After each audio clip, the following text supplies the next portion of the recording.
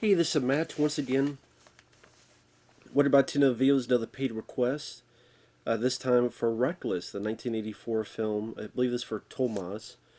And for those interested in requesting any type of videos, topics, reactions, commentaries, whatever the case may be, feel free to send it either directly to my PayPal using the Friends Family option, or join my PayPal. Both links are down below in the info box. Now, you look at this film, which I had never heard of. I say came out in 1984, and there's some talent behind it. You got Aidan Quinn, which is definitely early in his career. Might have been his first film, or it was at least one of his first films. I think it was Aidan Quinn's first film. And he would go on to be the bad guy in Staked Out with Richard Dreyfuss and Emilio Estevez. He would do quite a few things later on. He plays a guy who's in school and he's a rebel. He's got a drunk dad, doesn't have the best home life, and he's always thinking about leaving. He doesn't know where, but he just wants to leave. And you could tell he kind of has the hots for this cheerleader, played by Daryl Hannah. This is after she had done Blade Runner. And Daryl Hannah is going out with Adam Baldwin. Adam Baldwin, who would be in Full Metal Jacket, Predator 2. He was one of the security detail in Independence Day. He was the guy shooting the alien that killed Brent Spiner. And then you find out, oh, he wasn't dead in Independence Day 2, but there's a whole other thing. So Aidan Quinn, Daryl Hannah, Adam Baldwin. You got Jennifer Grey.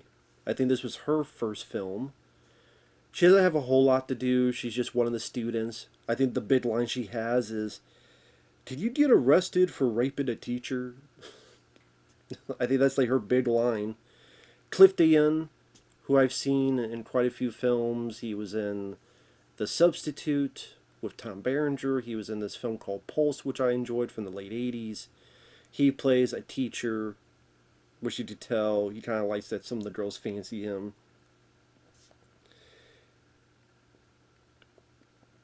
And pretty much as Aidan Quinn skulks and rides around his motorcycle, you see that Daryl Hannah, her eyes go more and more towards him, hence the title, her being reckless, where she starts to fall for him, and then they start being together in this romance that I get that it's called Reckless, but you're sitting there going, what the fuck? Like, I can see why Aidan Quinn likes Daryl Hannah. She's a beautiful lady. I think she's a good actress. But you don't understand why Daryl Hannah goes for Aidan Quinn. She even says the line, "I'm tired of everything being okay. I'm tired of everything being great." Said no one ever in the history of ever. Like, this lady, she has nice parents. She has a mom that she cares and gives a shit and has asked her questions. What's wrong? She's not annoying Daryl Hannah. They're not rich playboy assholes or people that think their shit don't stink or don't care about the kids. No, the mom is caring. She's a popular cheerleader. She's not bullied. She doesn't have a shitty home life. But she's just, I hate everything being perfect and okay. Now, if you think this is going to lead to her realizing, wait, I was stupid, I'm dumb, I have it great. No. No. Apparently, her wrecking her life, whatever, is a positive thing. I just supposed to be some form of rebellion, the rebellious nature of America. I guess, I don't fucking know. It was crazy. This was written by Chris Columbus, who had gone to make Home Alone 2. He hated the film. He said that when he first saw the film, he cried. I mean, I don't think it's that bad, but I think his script was definitely a different type of film. Instead, this is trying to be a bit more of a steamy, erotic movie. You do get to see Daryl Hannah's titties, so I guess that's a positive. Because it gets to a point where she's getting more and more into him. They sneak into a school, wreck some shit up. They get into the pool, kiss in the pool, and then they go to the boiler room, and they have sex in the boiler room.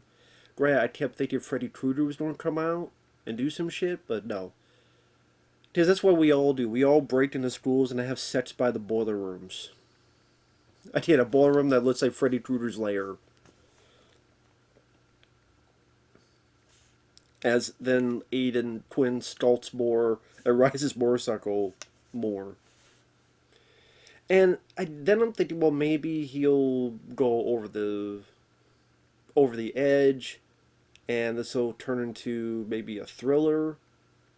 Because there are times where there's a bit where he scares her, almost pushes her off a fucking cliff, saying, "How's it feel to be scared?" And when she leaves, there's like a freeze frame on him, and like the next shot is him staring at her from his car. I'm like, any other movie, this would be, he's a psycho stalker. Any other movie, he'd be the villain. He'd be Ray Liotta from Unlawful Entry. He'd be, it'd be a Fatal Attraction, whatever the case may be. Nope, not at all.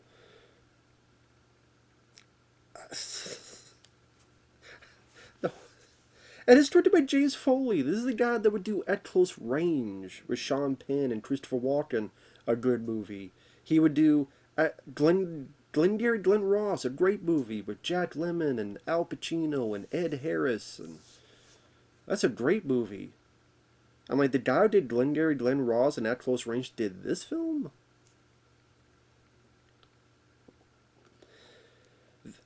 I don't think the acting was bad. Aiden Quinn.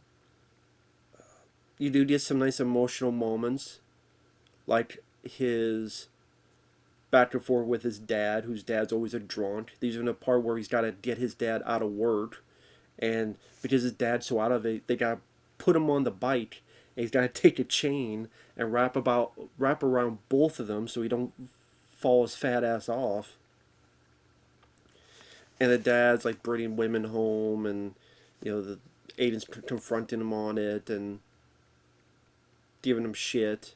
And Aiden Quinn is teary-eyed and screaming at him. He's trying to show some range of emotions. I just, to help us. So at least you get a little bit of sense of what his home life is, and a sense of how he became this way. Because the mom left a long time ago, and the dad, a drunk asshole. Daryl Hannah's another story. Again, no idea why she does what she does.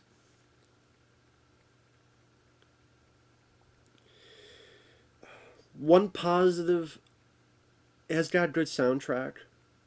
You have quite a few NXS songs. You also have the song, "We're the kids of America, whoa, we're the kids of America."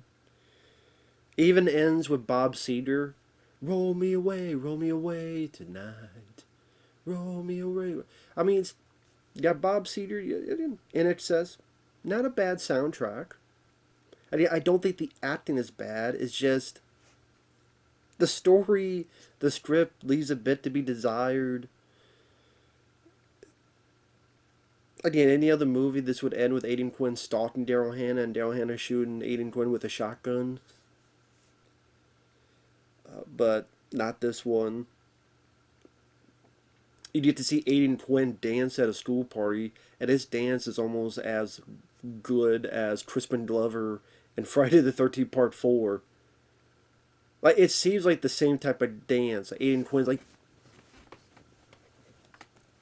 And I'm like, that's supposed to be funny in Friday the 13th Part 4. At least that's what I deemed from it. Here, I don't think it's supposed to be funny. It's supposed to be, like, apparently this is good dancing. Him looking like he got taste on his testicles.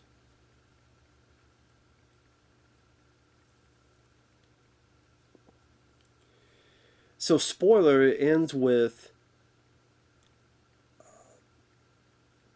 Aiden Quinn was mad that she's not hanging out with him as much. He scares her. He tries to apologize. Understandably, she's like, fuck off. His dad dies from like a stroke or something. There's a funeral. He goes back to his place. He burns the place down. He rides on his motorcycle, goes to see Daryl Hannah, gets into a little bit of a scuffle with Adam Baldwin, a little bit of a fight. And then he gets on a motorcycle and pretty much says, "What do you say?" to Daryl Hannah. And she just decides to throw her life away. She's in high school, she's a popular student, her home life is good, her friends are good. She's like, fuck it, yeah, I'm gonna go with this guy who doesn't know where he's going, doesn't know what he wants to do, just rides off. And it's supposed to be like this rebellious, yay, of freedom, or whatever the fuck. I'm sitting there going, this is going to end with them in a trailer park, and she is pregnant with her second kid, or third kid, with a bottle of hoochie in her hand, wearing a nightgown, walk around outside the porch 8 p.m. at night, while Aiden Quinn's watching a football game after getting home from work at some, that job.